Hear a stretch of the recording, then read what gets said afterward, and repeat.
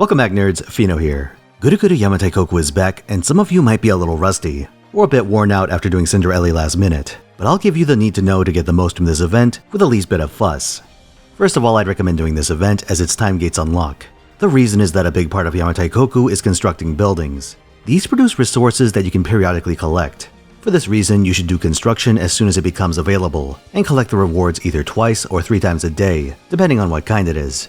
You can get QP, friend points, embers, void dust, seashells, which I'm hoping isn't a concern given what we spent summer doing, also octuplet crystals and fragments of a twinkling star. Building materials come from free quests. There are no craft essences that boost these, so you'll have to rely on the event bonus servants. Most of them only grant a bonus to a specific type. I'll put the list up on screen. 3, however, give their bonus to every type. These are servants introduced in this event: Hajime Saito, Himiko, and Nobukatsu. That last one anyone can get, because he's a friend point 1-star servant, so do that before you start your runs. You may have noticed that there aren't a lot of great farmers on that bonus list. There's Space Ishtar and Summer Okita Altar also does pretty well, but after that, things get messy. There are some coin-compatible servants on there too, but I'd avoid any of the ones that require Oberon to function, since he provides no bonus and eats into your potential backline. For this reason, you should use effective non-event options if you don't have access to the big 2. I guess you could just slap the event damage CE on whoever and brawl your way through farming nodes, but that sounds pretty damn tedious to me. Returning from last time are the Nobu raids. These are loot pinatas and quickly farmable for valuable drops, power-up items, building materials, shop currency, and QP. The Rider Nobu in particular drops eggs, which are always in high demand, so expect that one to be swarmed immediately. The raids drop on Sunday night and require you to have reached that particular time gate, so you'll want to make sure you're current. If you want to see the raid rewards and sample clears, I have footage from last year's run on the channel. I've made a playlist of those, which I'll link in the comments.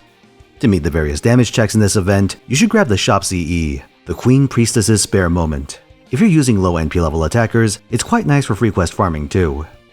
This event is also notable for granting a powerful crit-related command code, Miss Majin.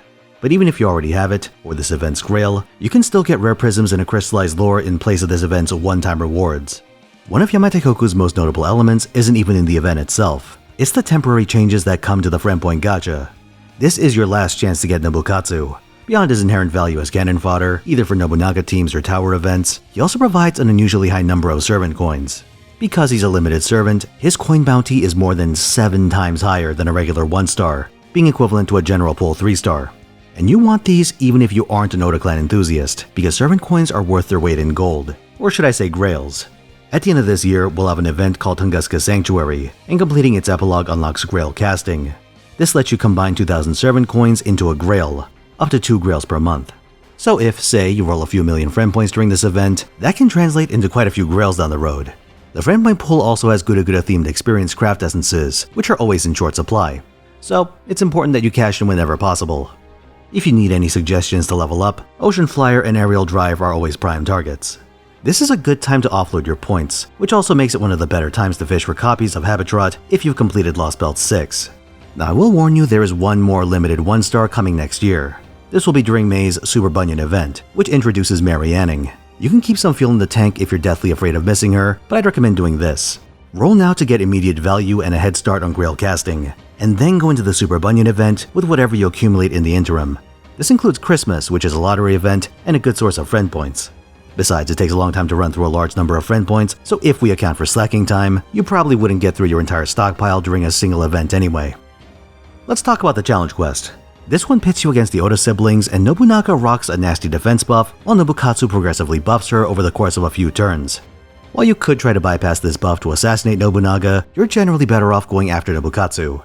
Once his bar breaks, he'll immediately NP, which kills him.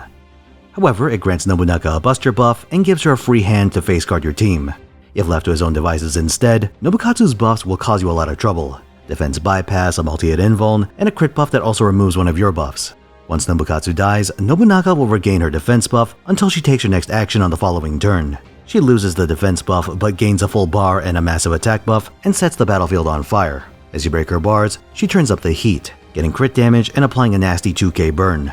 My recommendation is to run a high DPS team to take the pair out quickly, Nobukatsu in particular. You'll want to front-load DPS even if you plan to swap to the Immortal team, since his buff rotation is tremendously disruptive to grinder teams. One strategy I found quite effective was to run an aggressive setup with 2 attackers. Kagetora up front to take out Nobukatsu, and then BB in the back to handle Nobunaga. Castoria can buy you a fair bit of time, but keep in mind that Nobunaga hits extremely hard as she gains her buffs, so hard mitigation and taunters are going to go a long way. Also don't use a divine main attacker since Nobu can preemptively strip their protection. And don't kill Nobunaga first. If you somehow do, Nobukatsu goes apeshit and you'll be spending a long time getting him under control. Thanks for watching, lads. I've got quite a stream lineup this weekend. Saturday's gonna be AI Mario Party 7, while on Sunday, I'll be playing this event, the JP Grail Front, and rolling for Ptolemy and FGO. So stop on by. Twitch.tv/Finotaisen, 3 PM Pacific time. Also, like if you enjoyed this video, subscribe for more, and I'll see you next time.